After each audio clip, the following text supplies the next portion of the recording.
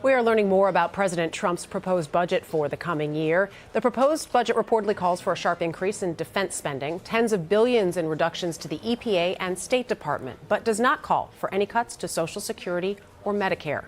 Joe Cirincione is president of Ploughshares and former senior vice president for national security and international policy at the Center for American Progress and joins us now. Joseph, we heard those numbers, especially in regards, obviously, to the Defense Department, a 10% increase, $54 billion. It sounds like the idea is scale back the diplomacy as far as the State Department taking the cuts and then increase military might. Your reaction to that? Well, if you're going to cut the money for diplomacy, you better increase the military budget because you're going to need it. The more you pull back on peaceful diplomatic means for resolving conflicts, the more conflicts you're likely to have. So this is an extreme measure. The kinds of figures we're hearing are unlike anything we've heard in decades. And we've heard before others in the military even disagree with this concept. Even our current Secretary of Defense, NSA Chair, General Mattis, if you don't fund the State Department fully, actually Secretary of State, excuse me, if you don't fund the State Department fully, I need to buy more ammunition ultimately. The more the State Department that is put into diplomacy, the less we have to put into military budgets. So why do you think the president is calling for such a change? Yeah, General Mattis made those comments to the Senate back in 2013, and he's absolutely right. He understands that many of our military missions, for example, in Afghanistan and in Iraq, depend on foreign assistance, depend on diplomats, depend on State Department people. You cut those budgets and you make the job of the warriors much more difficult. So that's why he's saying, just to put this in perspective, the increase that we're talking about for the Department of Defense is about $54 billion. You would have to cut the entire State Department budget, our foreign assistance budget, and the Department of the Environmental Protection Agency in order to get to $54 billion.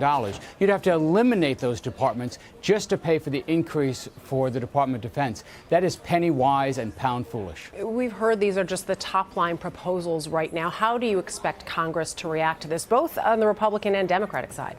Well, I think Republicans have always been in favor of more defense spending, so you're likely to get a positive response there. And any member who's got a military base in their district or in their state is probably going to support increased defense budget. But they don't want to take it from the State Department. The whole State Department, all our State Department, all our foreign assistance still comes under $50 billion. So there's not a lot of fat to cut. These kind of radical draconian cuts are not going to sit well with many members of Congress. I'd be surprised if the Congress went through with this kind of extreme measure.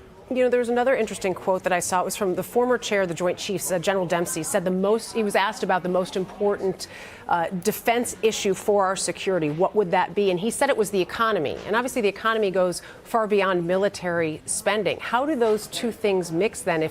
If there are so many cuts, obviously the hope is to have a robust economy, but so much focus on this defense spending.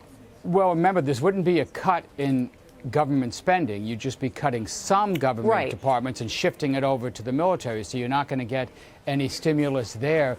The reason the chairman of the Joint Chiefs said that is that when we have a strong economy, we are not only creating jobs at home, we're creating markets for other countries who can sell to us. We're creating jobs in other places. You're worried about instability, for example, in Pakistan? Well, let's increase our trade with Pakistan, buy more of their textiles. That will help stabilize Pakistan, providing people a future. Real soldiers, the people at the head, the generals, they understand the importance of these economic and diplomatic variables in our national security. It's a mistake to think about defense as mainly military. Military is the last line of defense. You want to be leading with diplomacy, leading with culture, leading with economic engagement. That's the way the U.S. has exerted its power through the world, not primarily through military means. We heard Sean Spicer earlier, the White House press secretary, referred just to the fact, though, that there are infrastructure concerns, that the military needs to keep up with the times, and it's obviously a long timeline. You don't just all of a sudden create a battleship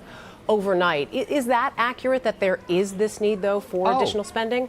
Oh, of course, our weapons wear out, just like your car wears out. You have to take care of the military just the way you have to take care of your house. There's always a constant need of improvement, but you don't need to buy everything. Let me give you just one example. The entire State Department and Foreign Assistance budget is $50 billion, $50 billion.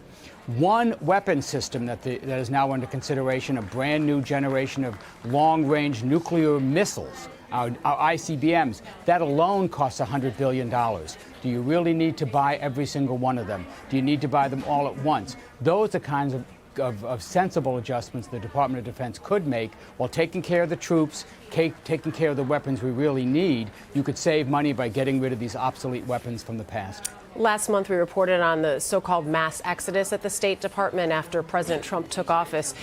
Do you think things at the agency have rebounded or normalized since then? No. One of the major problems you have with this administration is they've been very slow to fill their positions. Not because the Congress is blocking them, not from Democratic opposition. That applies to a couple of cabinet positions. But we haven't had nominations from this administration for the deputy or undersecretary jobs at state, for the assistant secretary jobs at state. We still don't have deputy or undersecretaries or assistant secretaries at the Department of Defense. In other words, you've got cabinet secretaries, but they're home alone. They don't have the people they need to implement the president's policies. That may be one reason why you're rushing through with these cuts. The White House wants to get these cuts passed, put them in place before they put people in State Department or Defense who might object to them. Joseph Cirincione, we appreciate the time and certainly the insight. Thank you. Thank you, Dana.